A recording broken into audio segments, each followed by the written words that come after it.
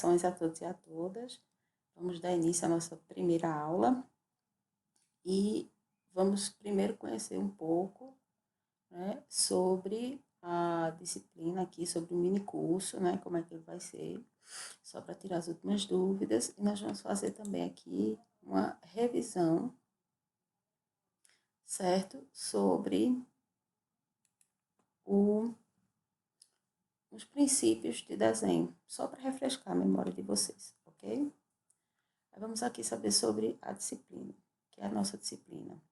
O desenho arquitetônico é uma especialização do desenho técnico. Então, ele é usado para trabalhar o objeto de arquitetura. Então, é por isso que são desenhos específicos, porque ele precisa mostrar melhor o objeto de arquitetura. E qual é o objeto de arquitetura? É o edifício. O edifício é tudo, tá, gente? É a casa, é o hospital, é o edifício de vários andares para moradia, é a escola, certo? Então, esse desenho que é específico para representar aquele objeto que o arquiteto faz é chamado de desenho arquitetônico. Então, por isso que lá no início do curso eu fiquei dizendo que vocês precisavam já ter noções de desenho técnico. Por quê? Porque a gente precisa disso daqui, ó, para poder fazer o desenho arquitetônico. Porque todos os nossos desenhos vão ser embasados a partir dos conceitos que a gente tem de desenho arquitetônico, certo? Porque quando vocês viram o desenho técnico, vocês entenderam que era uma linguagem, né, que cada símbolo representava uma informação. Então, agora, esse símbolo que você vai aprender, essa representação, esse conjunto de linhas, esse conjunto de símbolos, eles vão ter um significado relacionado ao projeto arquitetônico, ok? Então, qual vai ser o objetivo, os objetivos desse curso? Capacitar os estudantes para reconhecer os principais conceitos do desenho arquitetônico, possibilitar aos estudantes a compreensão da representação gráfica, né, dos componentes de projeto, que são plantas. Aqui eu incluí tudo, tá? Planta baixa, planta de situação, planta de locação e coberta, tá? Cortes e fachadas, que são esses desenhos que fazem com que a gente tenha um projeto arquitetônico e consiga produzir o objeto de arquitetura, com que eu consiga levar para uma obra e fazer um objeto de arquitetura. E também fazer com que vocês consigam, depois, utilizar o que vocês aprenderam para fazer o desenho ou instrumentado à mão ou informatizado, porque a ideia do nosso curso é fazer os exercícios com o desenho à mão livre. O conteúdo do nosso curso. Nós vamos ver os conceitos de projeto arquitetônico, planta baixa, planta de locação e coberta, situação, cortes, fachadas, telhados, reforma, circulação vertical. Todos esses elementos são elementos que compõem esse projeto arquitetônico e têm uma função específica. Agora, eu não vou falar de nenhum deles, porque isso a gente vai ver detalhadamente, tá? O importante é que isso siga aqui como o nosso contrato. Então, ao final do curso, a gente tem que ter visto todos esses elementos. Como é a nossa metodologia? Eu sei que eu já falei no vídeo de inauguração, aquela aula 00, mas para que não fique nenhuma dúvida, as nossas aulas são remotas, são esses vídeos, esses slides falados, que a gente lança 2 vezes por semana, segundas e quartas, são armazenados para consulta ou disponibilizados lá naquele canalzinho do YouTube, né? Então, você pode tirar, você pode fazer download se quiser, ou então você pode assistir a hora que você bem entender e fazer o exercício quando você se sentir confortável, você tiver um horário disponível, né, na sua nova rotina. E o exercício que vem sempre ao final dessa aula, ele vai ser feito à mão, tá? Por quê? Porque é um treinamento de conceito. A gente não tem condições, porque, como eu disse, esse curso foi feito para beneficiar o maior número de pessoas possíveis que tivessem, que na verdade são as pessoas que não têm muito acesso à internet, que podem ver, por exemplo, esse curso da tela de um celular, né? Então, podem fazer o seu trabalho sem ter uma prancheta ou um computador, né? E o que é que vai precisar? Vai precisar ter lápis grafite, folha A4 e escalímetro para fazer e executar os exercícios, né? Você vai fazer os exercícios durante a semana. Na sexta-feira, nós temos o plantão para tirar as dúvidas, tá? E na sexta, eu disponibilizo o formulário para que você possa enviar o exercício de volta. E o exercício você só vai enviar na segunda-feira seguinte. Isso tudo aqui está disponível no calendário que eu também já coloquei no grupo, vou colocar novamente para o pessoal que acabou de chegar, certo? E esses exercícios, eles não valem nota, que é uma coisa muito importante. Eles valem conceitos para que você saiba o andamento do seu aprendizado. A, se você cumpriu as exigências, B, se você cumpriu parcialmente, e C, se você não cumpriu, tá? Para que eles servem, esses exercícios? Além de fazer com que você esteja exercitando o seu conteúdo. Eles servem para contar a sua presença no curso, tá? Ele é a sua presença no curso. A devolução do exercício é a chamada, é a presença no curso. E por último, deixa eu voltar aqui, ó. Nós temos uma avaliação ao final do curso que ela tem peso 100, certo? Então, quando é que você vai obter seu certificado? Se você tiver 75% da presença, né? Se você entregou 75% dos seus exercícios, e se você, na avaliação final, tirar acima de 70%, que é uma média, certo? Aí, nessa avaliação final, você não precisa ficar preocupado, porque aqui não vai estar em jogo se você desenha bem ou não, mas sim se você aprendeu os conceitos de desenho, né? Que é esse o espírito do curso. Aí vamos agora aqui a nossa revisão. Instrumental aqui não é no sentido de instrumentos, né? Mas são os artifícios que você tem para desenhar. O primeiro e mais importante é lembrar e conhecer os formatos de papel, certo? A gente usa aqui no Brasil a série A, tá? Que quer dizer que as folhas elas são nomeadas com esse Azinho na frente. A maior é a A0, tá? E elas crescem em uma razão de 2, tá? Então, quer dizer, por exemplo, que o dobro de A1 vai ser A0. E o que é engraçado, que você tem que se lembrar, ó, que a folha maior, ela tem um número menor, tá? Que é isso que às vezes confunde um pouco. Então, ó, o dobro de A1 vai ser A0. O dobro de A2 vai ser quem, ó? A1. O dobro de A3 vai ser quem? A2. E assim vai. Aí, o que é importante você se lembrar disso daqui, ó? Os tamanhos você vai se lembrando de acordo com o uso. A norma fala, você vai se lembrar também que a gente sempre deve desenhar de acordo com a norma. Você vai se lembrar que a norma fala que para a gente fazer um desenho, a gente deve escolher uma folha vinda desse padrão, tá?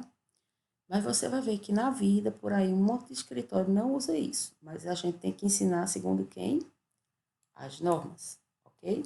Então, você vai escolher uma folha vinda desse padrão para poder fazer suas pranchas, tá? Então, a menor folha para desenho é a folha A4, que tem esse tamanho aqui, que é a folha que você está pegando para fazer seus desenhos hoje aqui nesse curso, né? E a segunda é a folha A3. Quem desenha comigo lá no Campus Patos, saudades queridos, né? Na prancheta sofrendo, desenha o tamanho A3, certo? E quem faz desenho técnico comigo, saudades queridos, desenha com o tamanho A4, certo? Lembrem sempre dessa razão, ó. Isso aqui é pegadinha. Quem for fazer concurso, ó, decore isso na cabeça. Essa razão, tá? De 2, que quer dizer que sempre a folha menor, 2 vezes a folha menor é a maior. E o que é gozado nessa história é que o número menor significa que a folha é maior. O dobro de A3 é quem? A2. Se eu tiver uma folha A2 em casa e cortar o meio, ela vai dar quem? A3. Certo? Também outro macete, vou voltar aqui, se um dia você for fazer concurso. Decore sempre o tamanho da folha que você mais usa, né? O A4. E o resto você vai se lembrando por aqui, tá? Se você decorar tudo, você fica doido, certo? Inclusive, eu nem sei o resto aqui, tá? Eu sei as que eu mais uso e se for precisando, eu vou fazer nessa continha aqui. Ok, queridos? Quando você vai fazer a prancha para você usar, você precisa delimitar o espaço que você desenha. Lembram disso? Ó? Eu achava engraçado que os alunos diziam que a coisa mais difícil em desenho era fazer a margem. É porque eles são fofoqueiros, não é não, viu? A margem é simplesmente para delimitar aonde a gente pode desenhar, tá? A gente pode desenhar, ó, aqui dentro. Aqui fora são guardados para a gente poder, nesse lado aqui, que a margem é maior, arquivar, né? E aqui simplesmente é para deixar uma parte sem desenho, certo? A folha vertical, ela só é usada no tamanho A4. A partir da folha A3, ela deve ser usada no tamanho, no movimento horizontal, beleza? Ó, a margem é sempre contada da extremidade da folha até começar a distância que foi dita. Percebam aqui que está contando em milímetros, certo? Se você pegar lá seu escalímetrozinho, na escala de 1 para 100, certo? Ou a sua régua, você vai ver que cada espaçozinho daquele, o menorzinho que tem, tá? Ó, o menorzinho que tem. Se você tiver aqui, ó, 0, 1, 2, 3, 4, 5, você chega aqui no primeiro. Cada espaçozinho desse, tá? Equivale a 1 milímetro. Tá ótimo desenhando com esse mouse, hein, gente? Vocês estão adorando, tá? E esse espaço é para conter o desenho. Né? Entendido? Entendidíssimo. E o que são as legendas das pranchas? As legendas são para informar do que se trata o desenho, para eu não ter que abrir a prancha para eu saber do que é, tá certo? Aqui tem um exemplo de uma legenda que eu uso. Professora, as legendas são sempre iguais? Não, depende para que ela é usada. Essa legenda aqui, a minha que é super simples, é só usada para eu identificar o nome do aluno e aqui em cima geralmente eu coloco a turma, né, para eu saber de onde está vindo o coleguinha, tá certo? Aí uma coisa que é importante para quem não se lembra, essa questão aqui, ó, prancha, tá? É como se fosse uma paginação. O primeiro número indica onde é a página, qual é a página que você está, e o segundo número aqui, ó, que eu estou indicando agora, indica, ó, vou circular aqui agora, ó, indica a quantidade de páginas, na verdade, a quantidade de pranchas, tá certo? É só uma analogia. Então, aqui, ó, esse nome que vem, prancha, isso aqui tem 03 de 03, quer dizer que eu possuo 3 pranchas nesse jogo, tá? Então, eu tenho que ter a 01 de 03, quer dizer que ela vai ser a primeira a ser colocada nesse jogo, a 02 de 03, que tem que ser a segunda, e a 0303, que é a última, entenderam? E assim vai. Se eu tiver, por exemplo, 100 pranchas no desenho, eu tenho que ir de 01 de 100 a 100 de 100. Por que isso é importante, gente? Para saber, por exemplo, se eu não perdi nenhuma prancha no jogo, né? Se as pranchas estão na ordem correta, tá? Porque isso é importante, certo? A legenda é só destinada a isso, a informar. Ela varia, como eu estava dizendo, de acordo com o tipo do desenho que você está fazendo. Se for um desenho, por exemplo, que vai para órgãos serem aprovados, então eles têm que trazer outras informações, como quem é o projetista, quem é o desenhista, quem é o arquiteto, o engenheiro, depende para quem você vai entregar o projeto, certo? Digamos que você está fazendo um projeto só para o cliente ver. Então, ele tem que ter um mínimo de informações, ele não precisa ter todas as informações, certo? Digamos que você fez só para o cliente ver. Então, tem o seu nome bem lindo, né? Você fez uma prancha, tem que ter seu nome maravilhoso, que você é o profissional que fez o desenho, tem que ter, às vezes tem o nome do arquivo, né? E é para isso. Lembrando que, geralmente, essas partes são destinadas a colocar textos, tá? Carimbos. Aqui a gente desenha e aqui fica sempre a legenda. A legenda sempre tende a ficar no canto inferior direito, ok? Quando a legenda está numa folha A4 em pé, na parte de baixo, ok, lindos? Uma norma só para isso. Quando eu chego aqui na parte da dobragem das pranchas, é o quê? Toda prancha, a partir do tamanho A3, ela precisa ser dobrada para ficar no menor tamanho, no menor formato, que é o A4. Professora de Deus, para que isso?